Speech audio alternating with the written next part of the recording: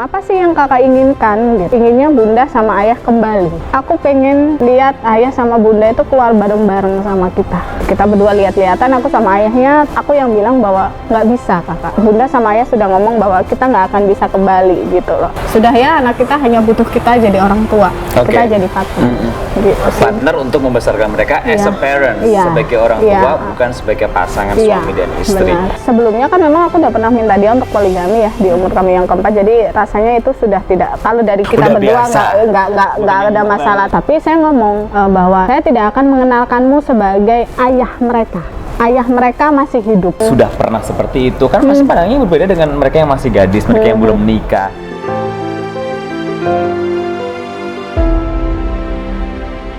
Kemudian kita berdua tanya nih ke kakaknya ya, kebetulan adiknya masih tidur waktu itu, terus ngomong, apa sih yang kakak inginkan gitu kan? Inginnya bunda sama ayah kembali gitu.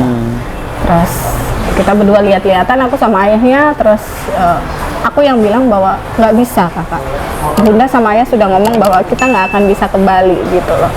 Terus dia juga nggak ngomong kenapa, ada hal lain nggak yang kakak minta lagi selain itu. Saya ngomong gitu, terus dia cuma bilang bahwa aku pengen lihat ayah sama bunda itu keluar bareng-bareng sama kita.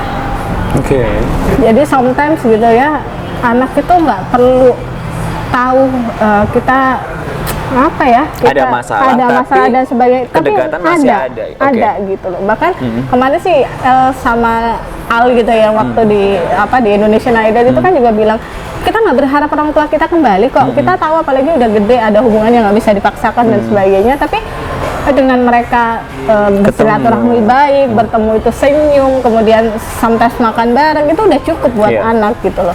Itu yang saya jelaskan ke ayahnya, karena dulu itu masih mau malah. Jadi dulu itu masih mau kayak keluar bareng, ngobrol bareng, makan bareng tuh masih mau. Tapi akhir-akhir ini tidak mau lagi gitu loh. Terus dengan kejadian ini akhirnya saya tantang balik dia, sudah ya, anak kita hanya butuh kita jadi orang tua. Kita jadi partner. Gitu. Partner untuk membesarkan mereka as a parent, sebagai orang tua, bukan sebagai pasangan suami dan istri. Benar. Itu kan komitmen baru yang dibentukkan nantinya. Someday ini ceritanya. Orang berpisah itu kan pasti ingin meninggalkan kisah lama nih, dan akan menciptakan kisah yang baru lagi. Akan ada perubahan drastis loh. Iya atau enggak kira-kira? Perubahan drastis di hidupnya Ibu Arita dan mantan suami, dan tentu saja bagi anak-anak. Kalau misalkan menemukan nanti ada yang klik lagi di kemudian hari, itu ada komitmen tertentu tidak yang diutarakan dan dikenalkan atau dikasih tahu ke kakak, ke anak pertama? Jadi kalau sebelumnya kan memang aku udah pernah minta dia untuk poligami ya di umur kami yang keempat. Jadi rasanya itu sudah tidak, kalau dari kita udah berdua nggak ada masalah, ya? Tapi bagaimana kondisinya dengan anak-anak gitu kan. Jadi ya jujur sempat beberapa kali punya hubungan dengan laki-laki. Saya selama proses kita berpisah pun saya ngomong sama ayahnya bahwa saya dekat dengan si ini, saya dekat dengan si ini. But ketika misalkan dia tahu saya jalan kemana dengan dia, dengan pasangan saya gitu, jangan marah, karena memang kita sudah berkomitmen untuk berpisah kan. Memang sidangnya aja yang belum selesai. Tapi untuk gitu. masalah talak dan sebagainya udah selesai gitu. Udah gitu, talak dan sebagainya kan sudah selesai kalau secara agamanya gitu. Jadi itu sih. Jadi di pasangan saya sebelumnya pun saya selalu ngomong bahwa saya janda anak dua gitu kan, anak-anak kita ayahnya, bahwa tapi saya ngomong bahwa saya tidak akan mengenalkanmu sebagai ayah mereka.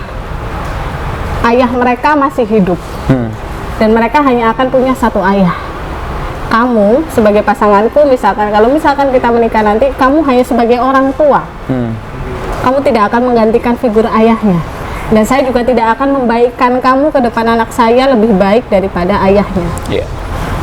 Dan pun saya ngomong ke mantan suami saya ibunya. Kalau kamu nanti menikah lagi, kalau nanti kamu punya pasangan lagi, aku tetap ibunya. Pasanganmu hanya akan menjadi orang tua. Dia tidak akan lebih baik dari aku soal bagaimana mendidik anak-anakku.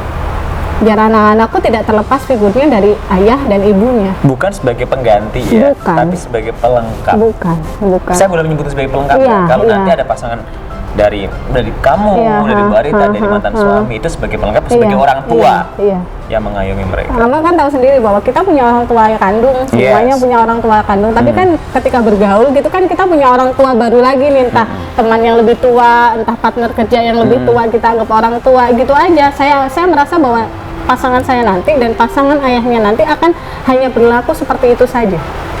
Tidak berlaku sebagai ibu dan ayah. Label ayah dan ibu sudah tetap disematkan Bu Arita dan juga mantan suami. Gitu. Keluarga. Respon keluarga setelah tahu. Ini keluarga inti nih. Keluarga besar bagaimana? Keluarga besar tahu, mereka sudah memprediksi sebelumnya sih, karena memang untuk tahu kita bertengkarnya itu tidak henti sebenarnya.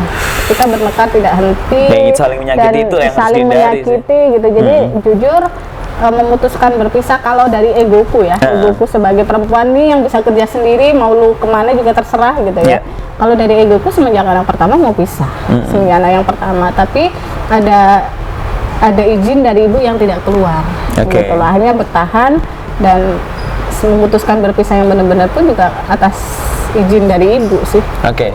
Predikat janda sudah dipegang.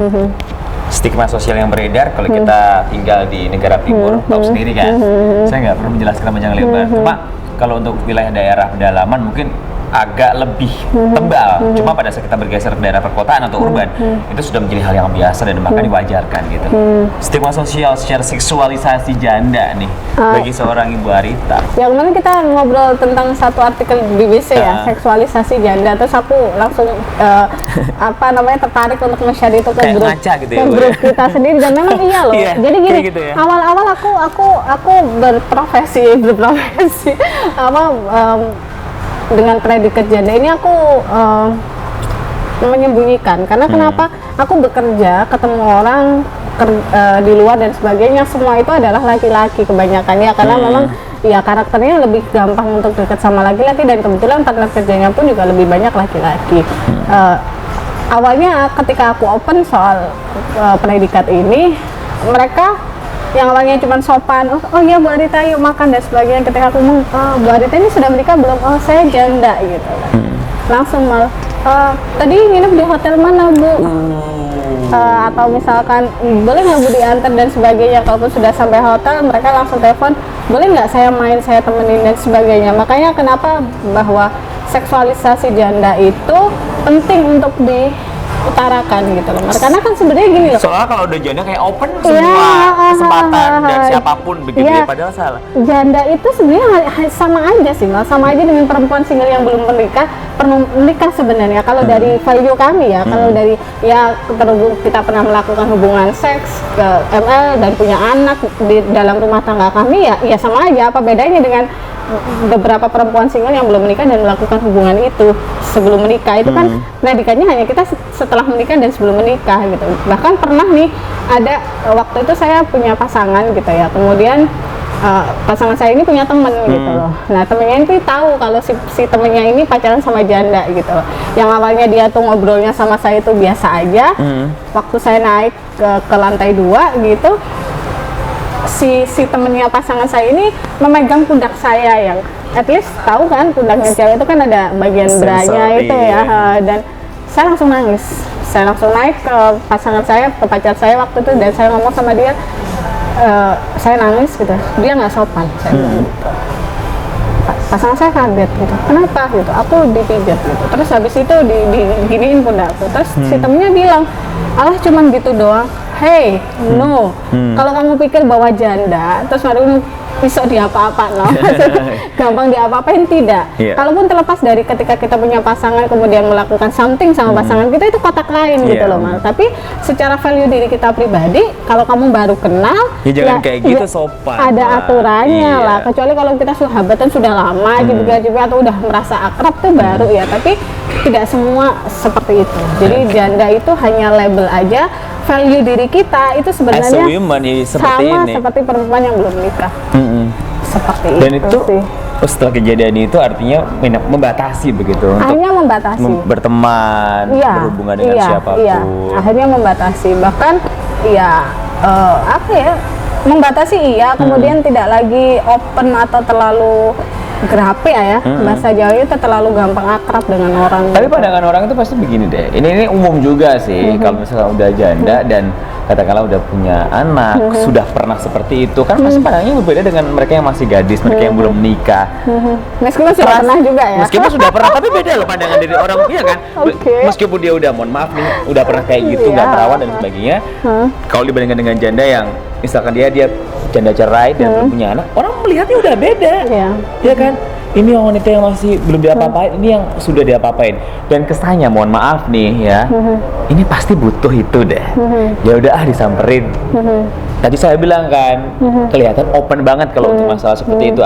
Artinya, apakah karena predikat ini entengnya untuk berkenalan dan untuk mendekati seorang wanita itu lebih smooth, lebih mudah daripada mendekati seorang perempuan yang belum menikah.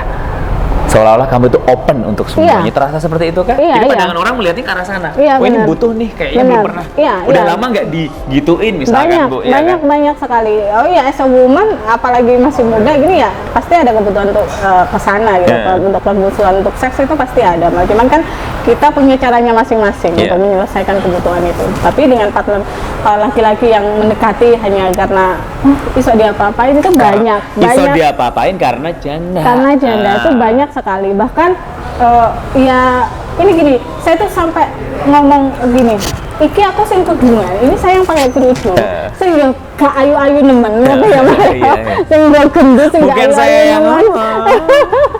Itu aja godaannya luar biasa, apalagi Iya. perempuan janda di luar sana yang seksi, yang cantik, yang mungkin dia merawat tubuhnya hanya karena ingin terlihat nampil aja. Iya, ingin Terlihat apresiasi ke cantik. dirinya aja, bukan ingin digodain sama laki-laki dan sebagainya. Itu luar biasa loh gitu godaannya. Otaknya cocok kayak Iya, gitu. otak. Otaknya dan pikirannya itu gimana sih? Tapi aku pernah dideketin seorang marketing manajernya maskapai penerbangan, punya istri. Beberapa kali dideketin orang punya istri, kemudian ditawarin sampai rumah, sampai bulanannya minta berapa dan sebagainya. Salah satunya kamu kenal kemarin lah ya. Tapi aku cuma bilang sama mereka tidak. Oke. Gitu. Cari Karena duit. mereka punya orang lain. Karena mereka yang punya sah. orang lain juga dan gak feel juga gitu loh. Malah aku membayangkan gini, karir mereka bagus sekarang itu kan atas dasar jasa istrinya kan? Doa istri. Iya, doa istrinya. Terus kemudian Iya. sekarang dia nggak bisa nih, dulu beli salad, sekarang bisa beli salad segambreng gitu. Terus kemudian aku masuk gitu, saladmu tak pakai ya, yoga. Iya.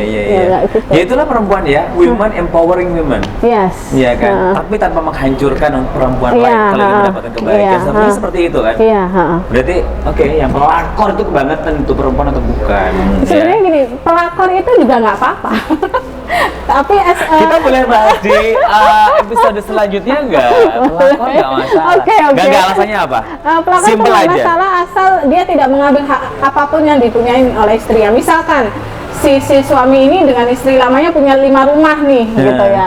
Si pelakor ini datang, ya udah jangan minta hak 5 rumahnya. Kalau kamu mau bareng-bareng dari awal ya udah bikin rumah baru dong sama si suami ini. Itu tidak merebut kalau menurutku ya. Kebanyakan pelakor kan ini udah punya 5 Dia rumah menguasai nih, yang lain, jadi semuanya iya. langsung itu yang disebut ini enggak begitulah. Mungkin malah- definisinya kalau pelakor kan mencuri laki orang. Iya, ha. Pencuri itu lakinya itu kan semua bendanya, Ya, semua iya, mimpinya yang semua- dibangun dengan semua istrinya, keluarganya itu yang perhatian, dicuri. ya. Tapi kalau cuma dicuri kemaluannya aja itu bukan pelakor Ya, ya. itu Iya nggak sih, betul. iya kan? Cuma buat having doang kan ya udahlah ya. Kan Itu sebagai no comment iya ya. kan? Ya. Sebagai Bu, namanya juga kalau makan soto tiap hari kan nggak enak ya.